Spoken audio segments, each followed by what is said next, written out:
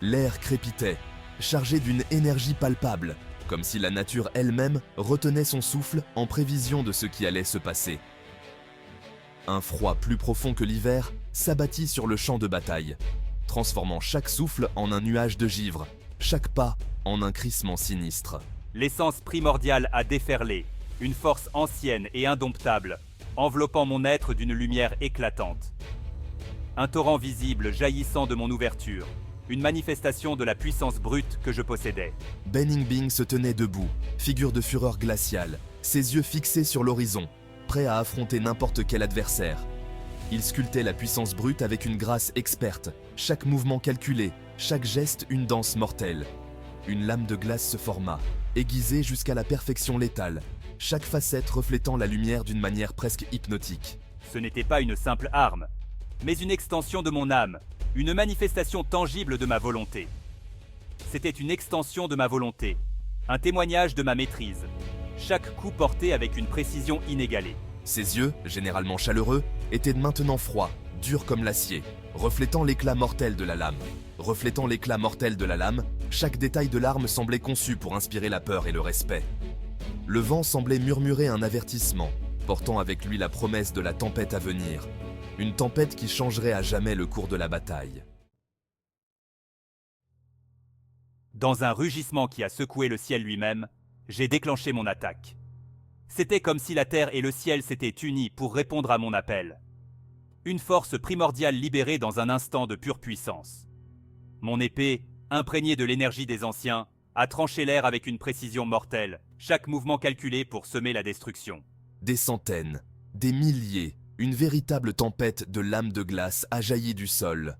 Ces lames, forgées par la magie ancienne, étaient aussi belles que mortelles, scintillant sous la lumière froide. Elles se sont élevées comme une marée implacable, prête à engloutir tout sur leur passage. Le champ de bataille est devenu un tourbillon de fragments mortels, chacun annonciateur de mort. Les éclats de glace tourbillonnaient dans l'air, créant une danse macabre de destruction. Les guerriers, pris dans cette tempête, luttaient pour leur survie, chaque mouvement devenant une lutte désespérée contre l'inévitable. L'air même chantait un chant funèbre de destruction. Les sons de la bataille étaient étouffés par le hurlement du vent et le craquement des lames de glace. C'était comme si la nature elle-même pleurait la dévastation qui se déroulait. Des arbres ont été abattus en un instant, réduits en éclats sous l'assaut. La forêt, autrefois dense et vivante, était maintenant un cimetière de troncs brisés et de branches éparpillées. Chaque arbre tombé témoignait de la puissance destructrice de l'attaque.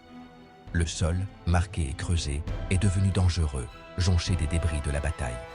Des cratères béants et des éclats de glace rendaient chaque pas périlleux. Le terrain, autrefois familier, était maintenant un labyrinthe de dangers. Les autres maîtres Gu se sont précipités pour se mettre à couvert, le visage pâle de terreur. Leur bravoure habituelle avait disparu, remplacée par une peur palpable. Ils savaient que cette tempête de lames ne faisait pas de distinction entre amis et ennemis. Pourtant, au milieu du chaos, une silhouette se déplaçait avec une aisance presque méprisante. Ce guerrier, enveloppé dans une aura de confiance inébranlable, semblait intouchable. Chaque mouvement était précis, chaque geste calculé, comme s'il dansait au rythme de la destruction qui l'entourait. Il était le maître de ce chaos, un phare de puissance au milieu de la tempête. Fang Yuan. Un nom murmuré avec peur, prononcé avec respect et maudit avec venin. Il était une force de la nature, aussi imprévisible et dangereuse que le Gu qu'il commandait. La tempête de glace faisait rage autour de moi, et pourtant j'étais intact. Chaque lame semblait se détourner au dernier moment, comme guidée par une main invisible. Il se déplaçait avec une grâce presque paresseuse, ses mouvements démentant la précision mortelle avec laquelle il naviguait dans la tempête. J'étais un fantôme, un murmure de mort, toujours à la périphérie, toujours à observer, toujours à attendre. Leurs regards se sont croisés à travers le champ de bataille, 2 maîtres de leur art, enfermés dans un jeu mortel du chat et de la souris. Fang Yuan s'est contenté de sourire, un sourire lent et prédateur qui a glacé le sang de ceux qui en ont été témoins. L'air crépitait de tension, la terre elle-même semblant trembler sous leurs pieds. C'était une bataille de volonté, autant qu'une confrontation physique. Et dans cette bataille, un seul pouvait en sortir vainqueur. un cri étranglé déchira l'air. Le son résonnait à travers le champ de bataille, un écho de désespoir et de détermination. Les guerriers se battaient avec une férocité inégalée, chacun luttant pour sa survie et celle de son clan. L'un des anciens du clan Bai, submergé par la férocité de l'assaut, trébucha et tomba. Ses forces l'abandonnaient et il savait que la fin était proche. Pourtant, il se battait avec tout ce qu'il avait, refusant de céder à la terreur qui l'envahissait. Les lames de glace, impitoyables dans leur fureur, s'abattirent sur lui.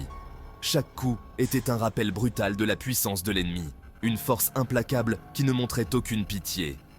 L'ancien déchu, le corps transpercé de multiples éclats de glace, gisait au milieu des décombres du champ de bataille. Son regard se perdait dans le vide, ses pensées s'éloignant de la violence environnante. Le gu qu'il avait si soigneusement cultivé, sentant sa disparition, jaillit de son ouverture effondrée. Ces créatures mystiques, autrefois sous son contrôle, étaient maintenant libres de semer la destruction. Sauvages et incontrôlés, ils ont déferlé sur le champ de bataille, ajoutant au chaos et à la confusion. Les guerriers, déjà épuisés par le combat, devaient de maintenant faire face à cette nouvelle menace imprévisible. Le délicat équilibre des pouvoirs avait été brisé, et maintenant, tous les paris étaient ouverts. Les alliances se formaient et se brisaient en un instant, chaque guerrier cherchant à tirer parti de la situation chaotique. Le champ de bataille était devenu un lieu de désespoir et d'opportunité, où seuls les plus forts et les plus rusés pouvaient espérer survivre.